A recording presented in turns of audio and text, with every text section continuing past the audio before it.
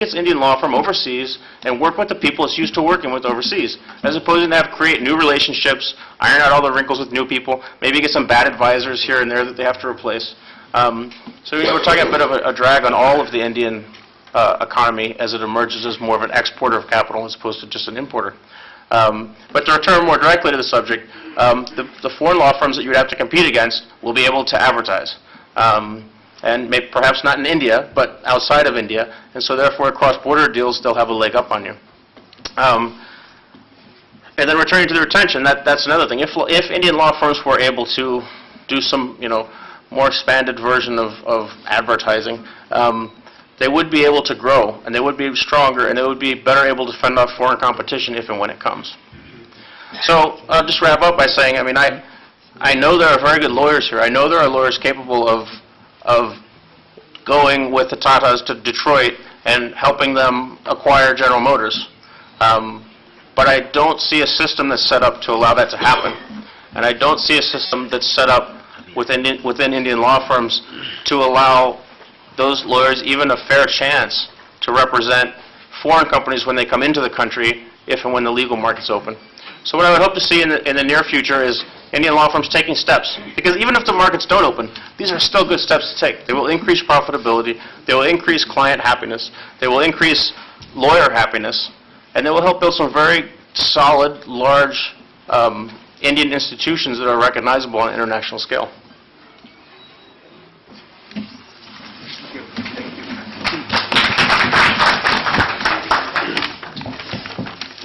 Thank you, Mr. Clinton Johnson.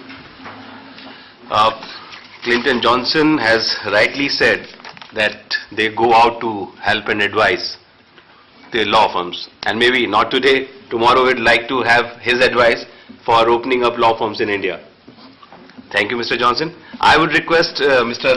Vijay Agrawal, who is an eminent lawyer here, to deliberate upon the subject for some time. Dear friends, really I have told you that I was surprised when Mr. Puneet asked me to chair this session. My perception about the business models for law firm management, there are two things according to me. When we talk about the law firms in India, a common perception of the lawyer in mind is of a corporate advisory functions. Because the litigation here is a different from a advisory functions to the corporate. The firm law management of the business models comes only for advisory functions. We all are here, most of them are lawyers, and they are aware that litigation is more difficult than the advisory functions. And these law firms, when we talk about of competition vis-a-vis the foreign law firms, we are talking about that governance of the corporate functions. First of them, according to me, the perception that foreign law firms should be here or not is a debatable point. But the law firms here itself, if they have to grow, they have to be in unionism. Because everyone is looking for any type of litigation under one shelter. So if we as a lawyer have to progress, we have to be under one umbrella. That umbrella may be of 100 lawyers, of 200 lawyers, or any number of lawyers. So I may have to say only one thing about regarding the foreign law firms vis-a-vis the Indian law firms. The foreign law firms should have to see if they want some kind of an entry in our country, that a litigation which is starting from the district court, they have to look upon that also. Because all these law firms, whether Indian or foreign law firms, they have eyes only on the top. They don't want to see behind the. So my only request to all of you, that the foreign law firm should come, but they should have come with some philanthropic ideas to welfare the people, not to see only the corporate ties. With this, because I was not aware of this, I close up my hearing. Thank you very much. As all Indian lawyers require, Mr. Vijay Agrawal has rightly said that if the foreign law firms have to enter here and they have to come here, they will have to have a philanthropic approach. What Mr. Clinton said. I'm sorry to interrupt. We'll be having a question-answer session after we conclude here. So if you have some question, you can. It's not exactly a question. Yeah. It's a comment on what has been said here. Very well. You may continue with that. What Mr. Clinton said and what Mr. Agrawal says, there are two sides of a coin. Both are reality. Of course, we can advise what they should do, but people are not going to act as per our advice. People are coming here to do business. If they are legally allowed to do business in India, they will do business. And everybody looks for greener pastures. What we have seen in banking sectors, like ICICI coming, SDFC is coming, they have taken all big clients, and it's not that the business of a State Bank of India or Punjab National Bank has been wiped out. They are very much there, but they are doing what we call a small chiller business. Today, if foreign law firms come, we are having more wide organization, bigger infrastructure, global presence. The people, Indian clients, were having a lot of paying capabilities, the big corporates of India. They will be more lured towards those organizations. They are not going to walk into a one-room office of an Indian lawyer. If they have got money to pay, why they will walk there? India has got a vast population, and I know people in my village, they pay 100 rupees fee to a lawyer. They are not going to be lured by foreign law firms, and they don't have capability to walk into there. So Indian law firms will be there. But definitely then they will be competing for a different kind of client segment. Correct. Like with Skoda, Octavia is doing very well in Indian car market, but that has not wiped out the market of Maruti 800. Skoda may reduce its price by 50%. Still, Maruti is still going to sell its car.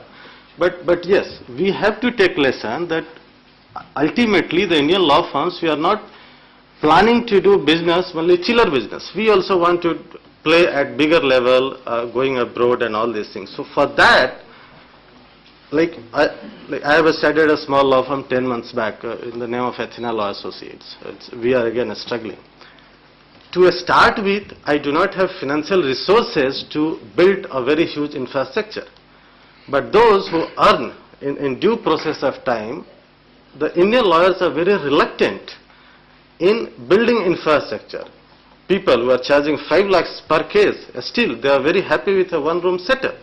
So those who are earning a lot of money, to take care of future requirements of the profession, they must build up good infrastructure. Then only they will be able to compete with big law firms, and then only they will be able to get hold of big corporate clients, which is a must. Like, we should not allow that, okay, you take the cream, I am very happy with the chiller business. That's all. Thank you. You also need to share something in the same context. Please. Continue. See, I work for the industry. Kindly tell your name first. My name is Rajagopalan. I am an advocate now, practicing on the corporate side. And I am also a fellow member of the Institute of Company Secretary, the chairman of the Northern Regional Council of the Institute of Company Secretary 94. I worked for a major part of my corporate life with the leading institutions, and the last assignment was with a multinational company. But then since I was heading the regional directorship of legal function of South Asia and also a part of the global team in UK, then I see a level had reached and I said I must get back to my basics, come to the bar, and maybe I can do on my own. As rightly expressed, I came into the profession in 2004 as such, though I was a legal man working for the corporate. The infrastructure and the need to get trained manpower vis-a-vis the people who are already having technological edge, the foreign firms, because we have been predominantly being a family-oriented profession, this is, because it has been inherited like medical profession. I think that's the basic drawback. The second question is, the very function of a lawyer is, he is seen as an officer of the court. I think that mindset may have to change in the global village, because you are no more rendering services to the society here. Of course, you have to render that service, but when you are looking at WTO, the openings are available to you, and the corporates are opening, and if India has to emerge, you have to branch out, you have to establish, you have to compete, you have to tie up, you have to technologically advance. In my experience, last 3-4 years, I wanted to attract people because I alone can't do anything, though I have got good clients, multinational clients because of my working. But none of the guys, juniors who come and really devote their time and they want to get trained. On the very first day, they compare themselves with IIMs. They want 50,000. How can I afford a man who has come from the industry, he is putting his labor, he is putting his money and savings. It will take time. You have to hold his hand, perform and carry and fight with these firms. Why not equip yourself that way? I think that ideology, the mindset also should change in the youngsters. That is very, very relevant. Rightly said by Clinton. He rightly said, you have to be technologically advanced. You have to recognize and reward people. You have to train people. Like any corporate function, you have a HRD department which takes care of the initiative of motivating appraisals, then bringing in them a training and development, and all those things take place. Now let's consider this profession. Okay, one may say that he is officer of the court. Will that prevail anymore? Or should we look at this profession in the global village as an entrepreneur? I think there are many things one can argue, and we have a larger role to do to the society at large. It is not only corporates, there are other areas of practice also. Therefore, we need to balance both. I think it's a debatable issue and we need to really think over those things. I think with this brief, leave it to the chair. Yeah, I want to say, I mean, I'm not advocating for opening up the market to foreign law firms. I have no opinion on the matter. I'm a guest in this country. I appreciate that I'm a guest here. It's not my business, and in fact, it's actually more economically beneficial for me if it doesn't happen. But the reason I chose to speak on that is, one, because it's a comparison I can make, because I've been in the firms and I've talked. I know the plans that the foreign law firms have, and also because I think the subject here is risk management for law firms. And I say, what's the biggest risk? I think the biggest risk to Indian law firms right now is the opening of the markets. So that's why I chose the top of it. And I don't want to come and advocate for opening markets. That said, I agree with what both the gentlemen have said. And one of the things that I didn't mention, which is in my paper, is about the new advocates that come out.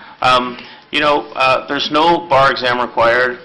The legal training I think the legal training in Indian law schools is not up to date with what's happening in other markets.